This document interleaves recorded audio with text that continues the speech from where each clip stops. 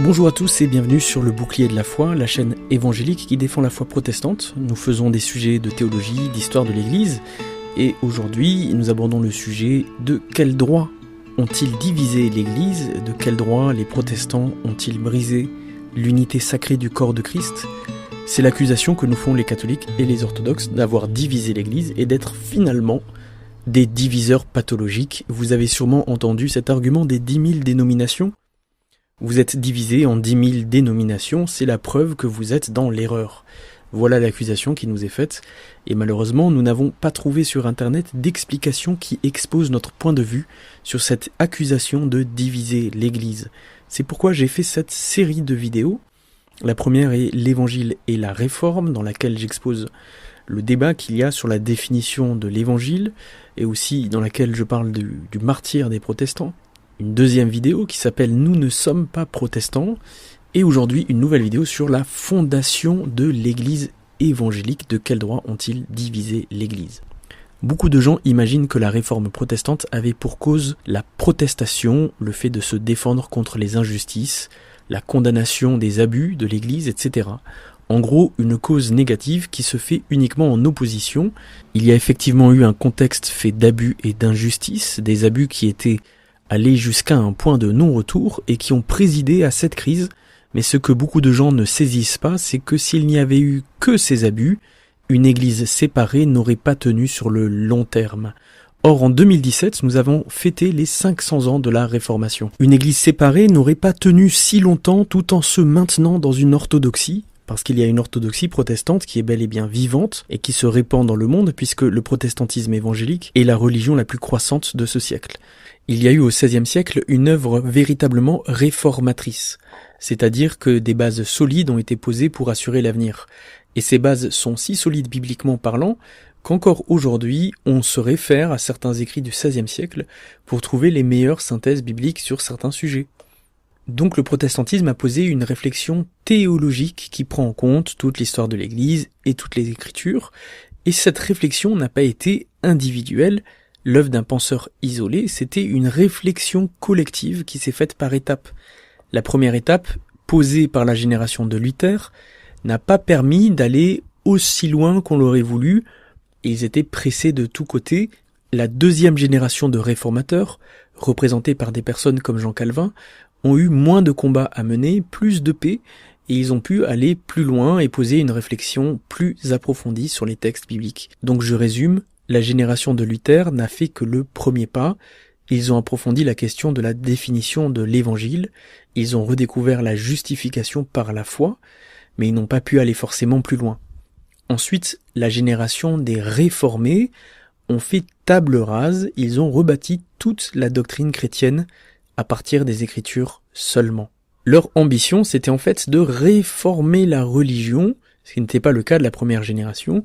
C'est donc cette génération qui va attaquer frontalement toute la logique du système ecclésial catholique et le démonter point par point et y opposer une autre logique, la logique des Saintes Écritures. C'est donc chez les réformés qu'on trouve la littérature la plus dense sur les argumentaires qui ont été posés face à la doctrine catholique romaine. Ils vont traiter tous les arguments que posaient les catholiques à l'époque, que ce soit ceux de la succession apostolique, etc. En fait, toutes les questions que les influenceurs modernes remettent sur la table ont déjà été traitées il y a 5 siècles, et à cette époque, ils faisaient pas les choses à moitié, ils étaient très rigoureux et très sérieux, et donc ils ont réfuté tous ces arguments qu'on leur opposait dans le camp catholique, et qu'on nous oppose encore à l'heure actuelle, et tout un tas d'autres questions dont on ne parle plus aujourd'hui, parce que l'Église catholique a abandonné entre-temps un certain nombre de choses. En ce qui concerne le sujet de l'Église, de la définition de l'Église, ils vont s'attaquer à une synthèse biblique selon les Écritures, ce qui n'avait en fait pas été fait depuis 15 siècles. Donc il a fallu attendre la Réforme protestante pour que le sujet de la définition de l'Église selon la Bible soit vraiment posé dans l'histoire du christianisme. C'est souvent en fait le cas, c'est-à-dire que les grandes synthèses bibliques ont été faites dans l'histoire à partir des polémiques.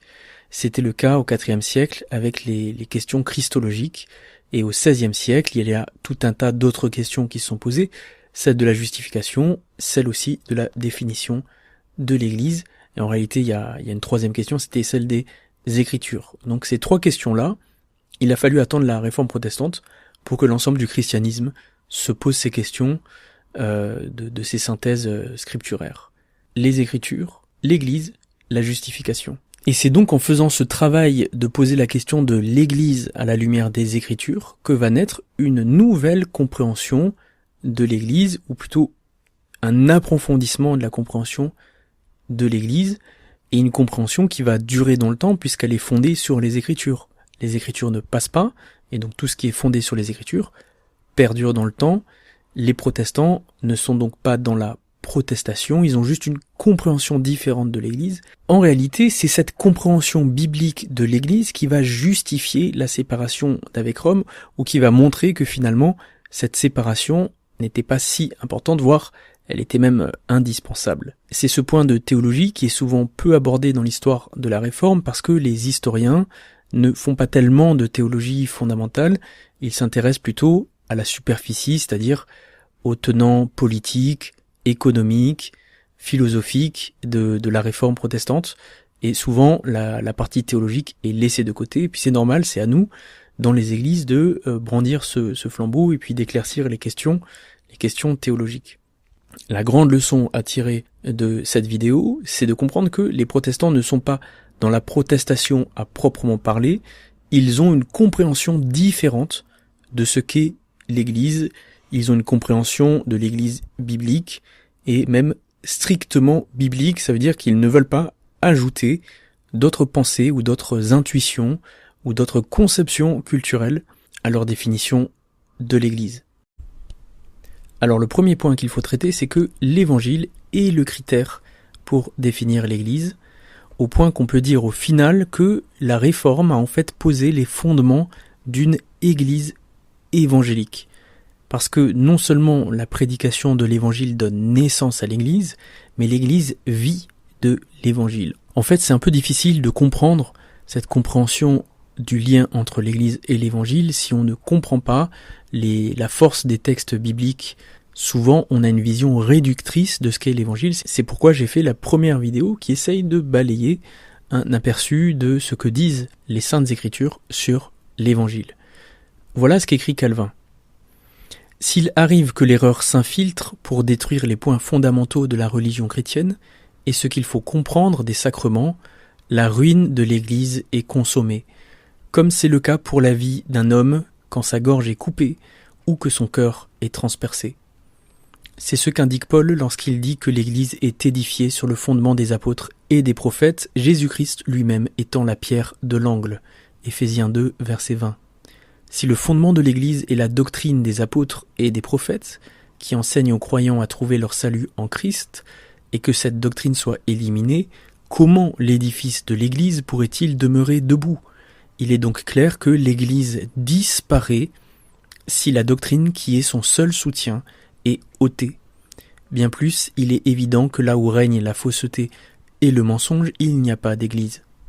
Alors ici, l'Évangile est décrit comme une doctrine, et nous avions vu que dans les textes bibliques, c'est plus qu'un message, c'est le fondement de toute la doctrine chrétienne. Et deuxièmement, il est décrit comme la doctrine qui est le seul soutien de l'Église. Autrement dit, Dieu a fondé l'Église sur l'Évangile. Dire que Jésus-Christ a fondé son Église sur les apôtres, c'est vrai, mais ce n'est qu'une partie de la réalité de l'Église.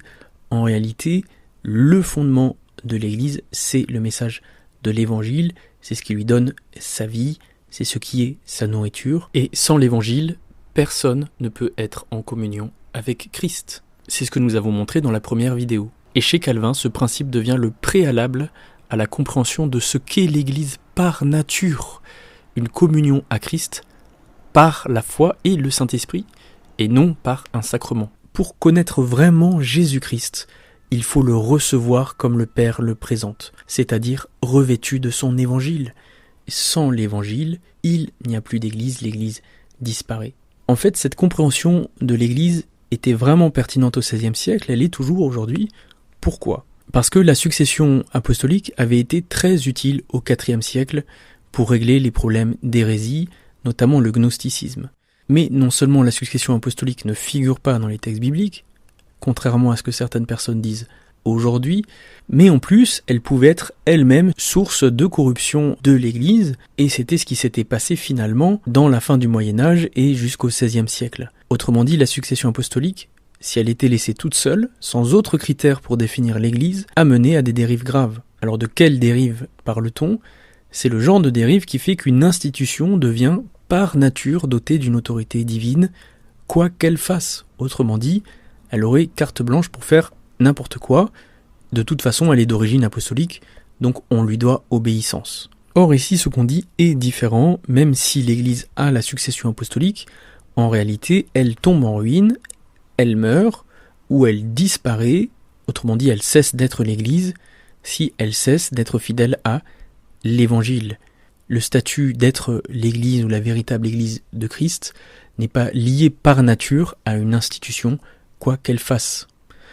Ce critère est très important pour comprendre la logique du protestantisme, parce que ça signifie qu'il n'y a pas vraiment d'église une qui traverse les siècles sans traverser d'épreuves comme un paquebot insubmersible qui défie toutes les tempêtes comme le serait le Titanic. L'église en fait plutôt un radeau ballotté dans les flots qui la mettent en péril à chaque minute, et en réalité son seul soutien c'est le Seigneur. Cette idée que le peuple de Dieu doit dépendre de Dieu, c'est une vérité que l'on trouve beaucoup dans le livre des psaumes. Par exemple, « Je me couche et je m'endors en paix, car toi seul, ô Éternel, tu me donnes la sécurité dans ma demeure. » Psaume 4. Psaume 18. « Tu sauves le peuple qui s'humilie et tu abaisses les regards hautains. » Si elle cesse d'être fidèle au Seigneur, elle tombe en ruine. Et comment l'Église se maintient fidèle à son Seigneur ? En se maintenant fidèle au trésor qu'il a donné à l'Église, l'Évangile. Or, ce qui est surprenant, c'est que les textes bibliques prédisent l'infidélité de l'Église et évoquent un avertissement. Ils parlent dans Romains 11 d'un olivier franc, qui est un olivier cultivé, qui est le peuple d'Israël, et l'Église, les païens, c'est-à-dire nous, les chrétiens modernes, nous sommes greffés sur l'olivier.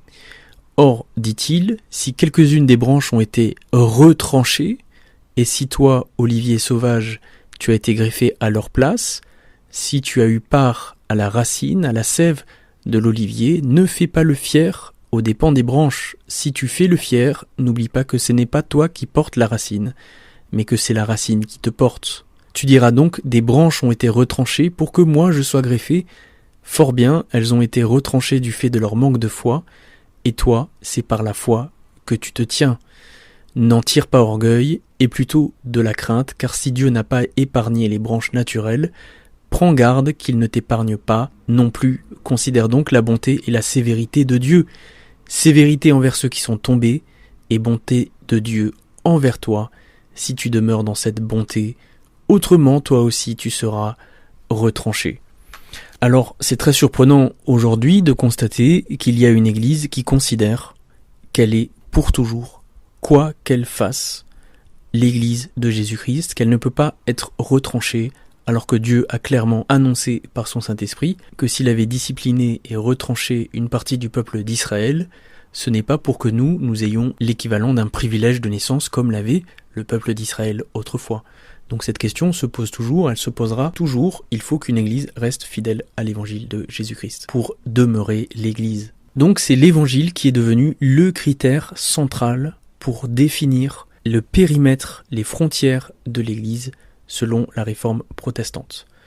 C'est ce qui inclut aussi la possibilité d'une diversité de dénominations au sein de l'Église de Jésus-Christ, car l'unité n'est pas institutionnelle, nous sommes unis dans la confession d'une même foi en l'Évangile. Donc quand un influenceur orthodoxe explique aux auditeurs protestants qu'ils sont incapables de délimiter les contours de l'Église parce qu'ils n'ont pas de critères. Est-ce juste ? Absolument pas.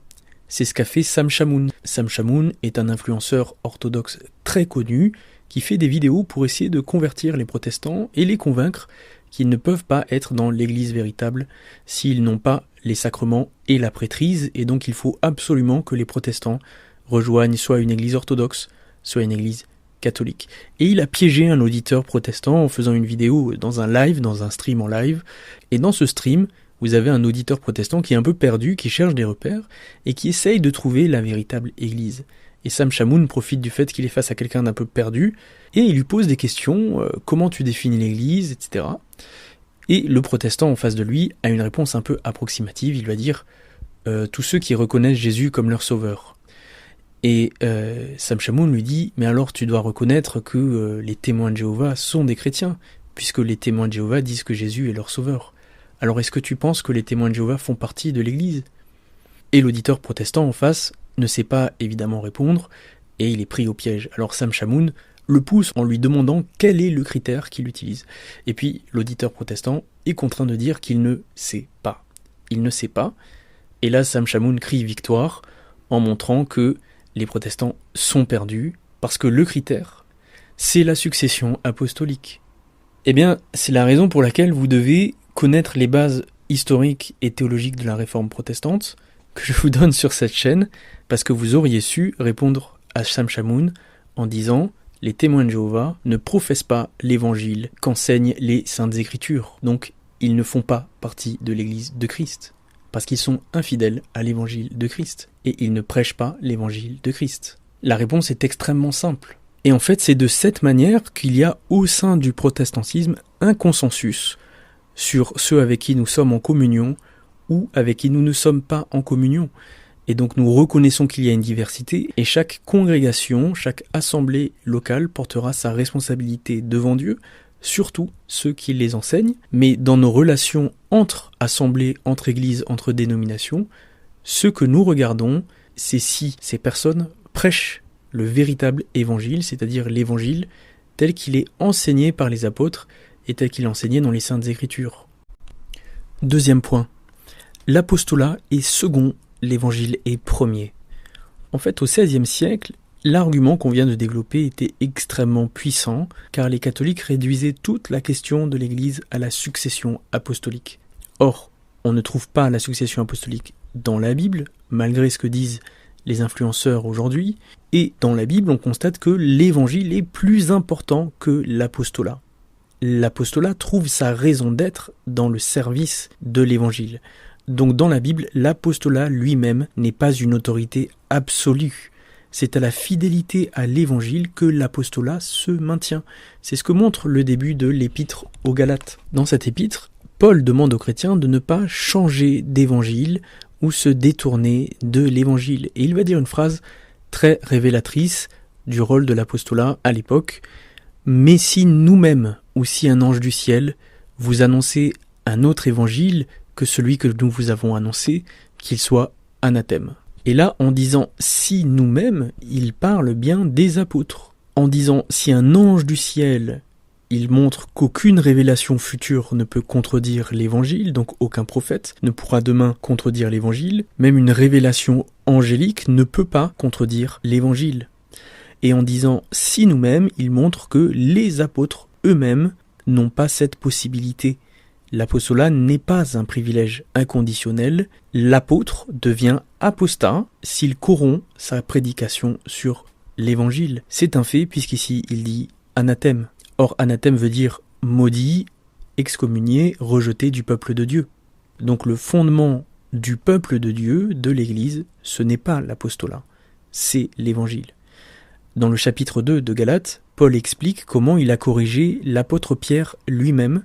Il l'a corrigé publiquement pour avoir trahi l'évangile.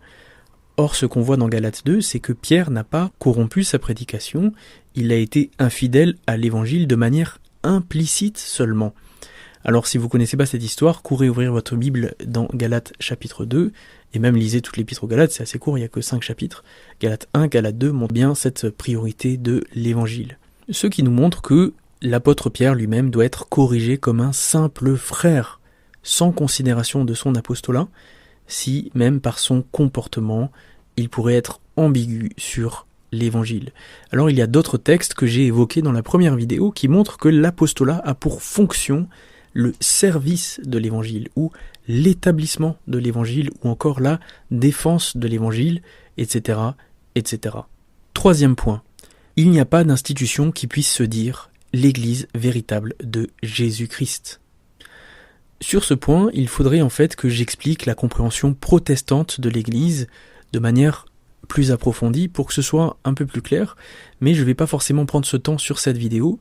En tout cas, ce qu'il faut savoir, c'est que la prétention qu'une institution unique possède l'exclusivité de l'Évangile est pour nous une impossibilité. L'Évangile est prêché par toute la terre, et des communautés chrétiennes ont été instaurées par tous les apôtres, et pas seulement par un seul apôtre, et les communautés qu'ils ont instaurées n'avaient pas de lien entre elles. L'Évangile dépassait donc les bornes de toutes les congrégations locales ou toutes les communautés chrétiennes fondées par les apôtres. En fait, une fois qu'on a dit que l'Église a pour fondement l'Évangile, il devient impossible à une Église particulière de prétendre être la seule fidèle à l'Évangile, car il suffit que Dieu suscite la foi chez certaines personnes pour que rejaillisse l'Église là où elle avait disparu ou alors là où elle avait été étouffée. Et donc finalement, nous sommes contraints de nous reconnaître en communion avec tous ceux qui professent l'Évangile de Jésus-Christ, en tout cas l'Évangile tel qu'il est défini dans les Saintes Écritures. Finalement, le fait que l'Évangile donne naissance à l'Église va donner naissance à une conception de l'Église qu'on pourrait dire ouverte, entre guillemets, c'est-à-dire que finalement, la conversion, la foi précède l'institution. On va retrouver ça un peu dans la définition de l'Église de Calvin, même si c'est pas forcément ce qu'il y a de plus prégnant. Il va dire par exemple, partout où la prédication de l'Évangile est écoutée avec attention, où les sacrements ne sont pas négligés, il ne faut pas douter que, au moins pour un temps, une certaine forme d'Église se manifeste. Et on arrivait à cette conclusion, c'est inévitable puisqu'il avait dit avant, pour connaître vraiment Jésus-Christ, il faut le recevoir comme le Père le présente, c'est-à-dire revêtu de son évangile. Jésus-Christ était destiné à être le but de notre foi, nous ne nous dirigeons vers lui que guidés par l'évangile. Donc il y a en fait une sorte un peu d'inversion par rapport au schéma médiéval. Dans le schéma du Moyen-Âge, l'Église précède tout, l'Église dispense le sacrement, et c'est le sacrement qui est revêtu d'une efficacité, le Saint-Esprit opère par le sacrement. En revenant au texte biblique, et donc en revenant à la logique des Écritures, on établit l'inverse, ou alors plutôt on revient à la conception originelle, celle des temps apostoliques. Finalement, le rôle de l'Église, c'est la prédication, et son rôle c'est d'être fidèle à l'Évangile dans sa prédication, et c'est le Saint-Esprit qui régénère les gens, non pas par le sacrement, mais par l'Évangile et par la foi. Et ensuite, voyant la conversion, voyant la foi, l'Église dispense le sacrement et baptise. Et donc l'ordre a été totalement inversé, de sorte que le rôle de l'Église est simplement d'être fidèle dans sa prédication et de constater quand le Saint-Esprit régénère une personne. On passe d'une logique où c'est le sacrement qui régénère, on parle de régénération baptismale, à une Église où la prédication régénère par une force que nous ne maîtrisons pas, qui est celle du Saint-Esprit. Et c'est la raison pour laquelle Jean Calvin va écrire cette phrase magnifique, qu'on cite rarement chez lui, malheureusement, « L'Église est la mère de tous ceux dont Dieu est le Père, c'est-à-dire de tous ceux qui ont été régénérés. » Donc nous allons avoir une compréhension de l'Église qui va être, qu'on pourrait dire en fait, ouverte, et où la conception de l'Église est en fait seconde, elle découle de l'œuvre de Dieu, mais elle n'est pas centrale. Pas centrale et pas centralisatrice. Donc pour nous, dans la logique protestante, il est inutile de chercher la vraie Église ou l'Église véritable de Jésus-Christ. Autrement dit, aucune institution ne peut prétendre à l'exclusivité. Autrement dit, c'est la fin de l'exclusivité d'une institution, la fin du contrôle d'une Église particulière sur les autres Églises particulières. Et il y a deux conséquences à cette logique. La première conséquence, c'est que tout groupuscule, qu'il soit sectaire ou non, qui est issu du protestantisme et qui se revendiquerait comme étant la vraie Église de Jésus-Christ est de fait sorti du protestantisme. Par exemple, lorsque les Mormons disent être la vraie Église de Jésus-Christ, en tant qu'institution, eh bien, pour nous, ils sont en train, d'une certaine manière, de faire comme si Dieu avait confié aux seuls Mormons la prédication de l'Évangile. Ils sont revenus à une logique centrée sur l'institution. Or, cette conception-là n'est pas biblique d'origine.